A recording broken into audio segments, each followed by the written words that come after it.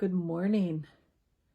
Our story today is called Walking Toward Peace, the true story of a brave woman called Peace Pilgrim.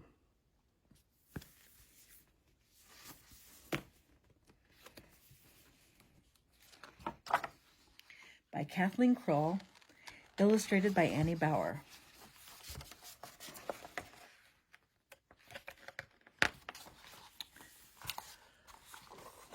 The world was weary with war.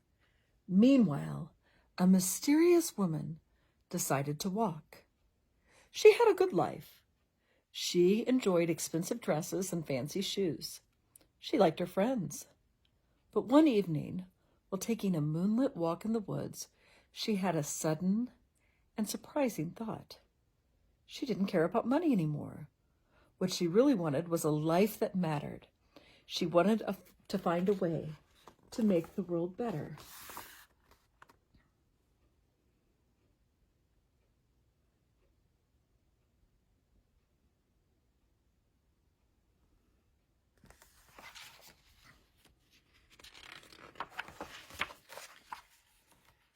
Her greatest fear was that the country would fall into wartime chaos. But what could one person do about that? Into her mind came a map of the United States. She imagined a crayon as it drew a line from coast to coast. It gave her the idea to walk as a pilgrim of peace.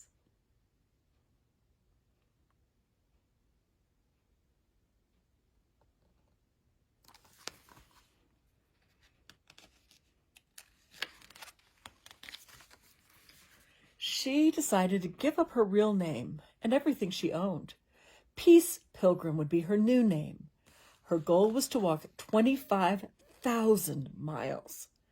Step by step, she would make this pilgrimage happen. And somehow, in a country that could only think of war, she would spread peace.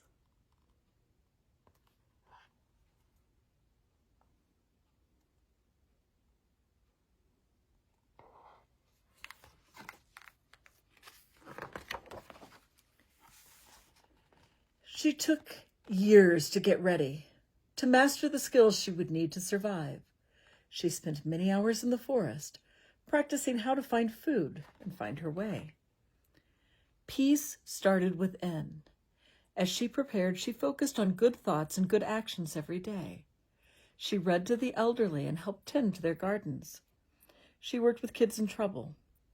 She volunteered with groups that promoted peace.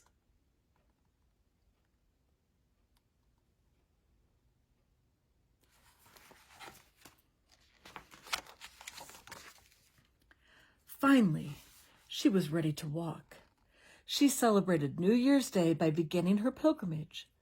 Wearing simple sneakers and a blue shirt printed with her new name, she stepped out in front of the Rose Parade in Pasadena, California. As she walked, she talked to people along the parade route and handed out small printed messages, asking everyone to consider peace. That was just the beginning.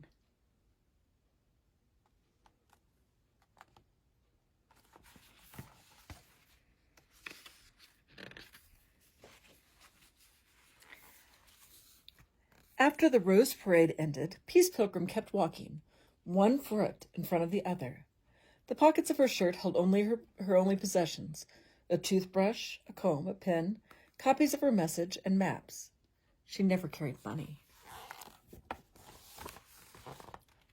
Days passed, step by step.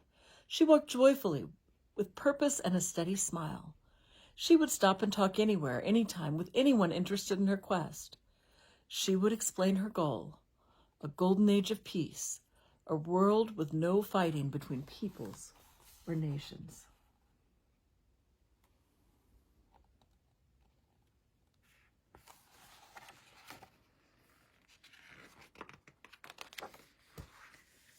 Some people worried. Did she know what she was doing? Was she an outlaw? But many who met her and talked with her were inspired. She spoke in a common-sense way, waking them up. So many people assumed war was a necessary part of life. Peace Pilgrim helped them to see that another way might be possible.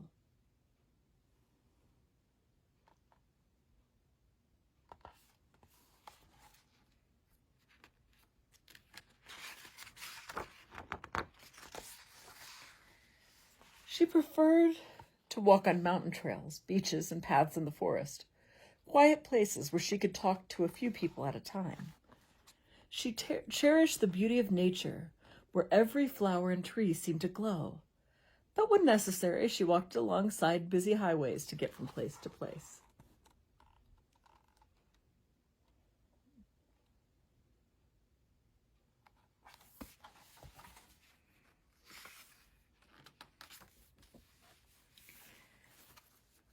As she walked through San Diego, she was invited to talk about peace at a school.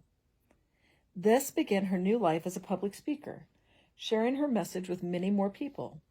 But even then, as her audiences grew, she would move on and keep walking.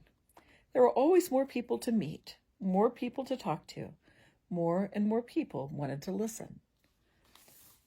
For a week in Colorado Springs, she talked to a dozen groups, from 5 people to 500 people. On one day in Cincinnati, she gave 7 sermons at 7 different places of worship. She began to write back and forth with strangers whom she'd made into friends, hundreds of them.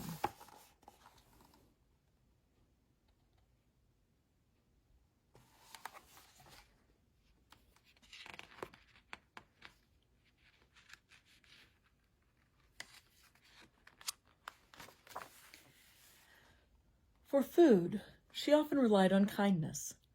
Sometimes she dined at the fanciest hotel in town. Sometimes she enjoyed tortillas and beans at a migrant worker's home.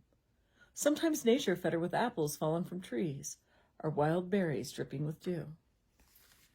She gratefully accepted any offer of shelter. She would sleep on a front porch or the couch of a new friend. In Arizona, she spent one night on the City Hall conference table and another in the front seat of a fire engine. Other times, she slept at bus stops or truck stops or on the grass beside a road. One of her favorite places was a haystack under a blanket of stars.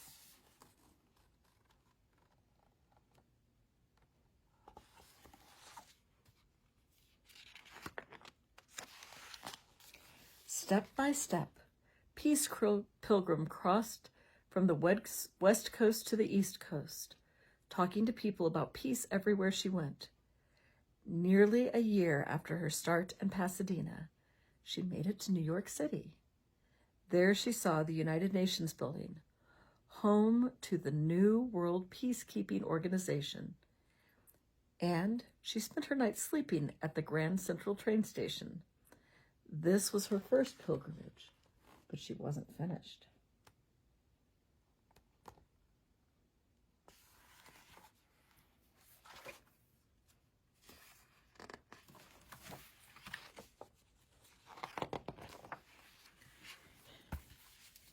It would take her much longer to reach her goal of 25,000 miles. So after rest and more preparation, she began anew. For her second pilgrimage, Peace Pilgrim started from San Francisco. She tried to walk at least 100 miles and visit the capital in each state she visited. She also crossed into Mexico and Canada. Finally, in Washington, D.C., she succeeded. She had walked 25,000 miles, all to ask people to consider peace.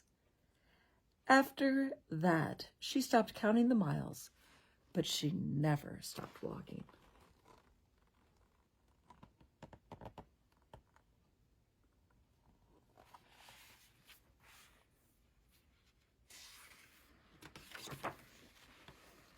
Step by step, east and west, north and south, she zigzagged across the country. Like a bird, she traveled south in the fall and north in the spring. During walk after walk, she never got sick, seemed to have no fear, and was rarely in danger. Strangers continued to help. In freezing Oklahoma, a student gave her his gloves and scarf. On the coldest nights, she walked all night in order to keep warm.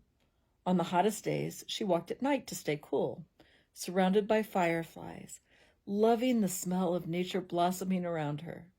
She kept up on walking through dust storms, rainfall, and snowstorms.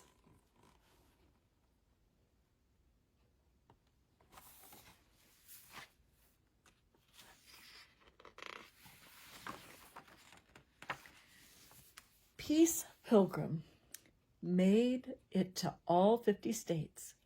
Supporters helped her to get to Alaska, leading a tour that inspired many to return home and start working to help others. In Hawaii, she slept on the beach, cooked over campfires, and gathered people together to sing. On holidays, she would take a break and catch up on her mail. Greetings from South Dakota, she would write, or Iowa, or Minnesota. She spent one Christmas in New Orleans and another in Fort Worth, Texas. Years passed, step by step, averaging 25 miles a day. She wore out 29 pairs of sneakers.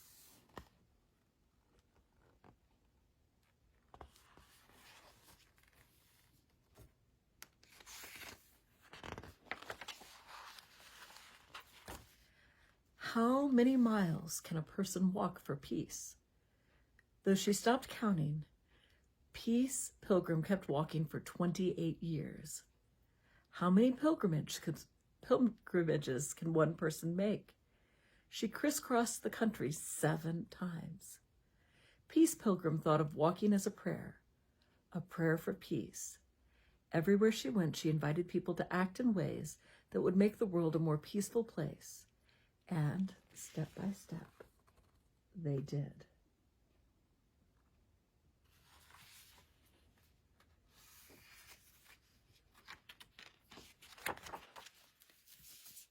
More about the Peace Pilgrim. Peace Pilgrim was born Mildred Lisette Norman in 1908 in Egg Harbor City, New Jersey. She grew up on a chicken farm, surrounded by a forest she could play in and a creek she could swim in. After graduating on the top of her high school class as head of the debate team, she worked as a secretary. With an active social life, she dressed at the height of fashion and always had her shoes dyed to match her dress and gloves. She came to consider this an empty life and began preparing for her new goal. In 1953, at the age of 44, she began her first pilgrimage walk, starting her path towards becoming a peace activist and a spiritual teacher. Occasionally, she was arrested for vagrancy, a crime defined as wandering around without a home or a job. She would be released when she explained to police what she was doing or when friends vouched for her. A friend back in Egg Harbor City forwarded her mail whenever she was in one place long enough to receive it. This helped her keep in touch with all her new friends. Peace Pilgrim had lived through the nightmarish global conflict of World War II, and over her years of walking, she opposed the Korean War, the Cold War, the Vietnam War, and the nuclear arms race. She considered war the greatest evil of her time. A frequent speaker in churches and schools, she also enjoyed being interviewed on radio and TV. Anywhere she could talk about peace. Throughout the middle years of the 20th century, her voice was part of the growing chorus singing in resistance to war. Violence never brings permanent peace, declared civil rights leader Martin Luther King Jr. Nonviolence takes more guts, if I can put it bluntly, than violence, said Cesar Chavez, labor leader and civil rights activist. President John F. Kennedy said, "Mankind must put an end to war, or war will put an end to mankind." Another president, Lyndon B. Johnson, said, "The guns and the bombs, the rockets and the warships are all symbols of human failure." Never interested in retiring, Peace Pilgrim had speaking engagements booked all the way to early 1984. She sometimes accepted bribes to get to a speech, and in 1981, during her 7th pilgrimage, she died in a car accident in Indiana. She was 72. But her work lived on. In 2019, she was among 12 women honored by the National Women's History Alliance as visionary women, champions of peace and nonviolence. Although the world still struggles with war, Peace Pilgrim's message of peace has echoed through time.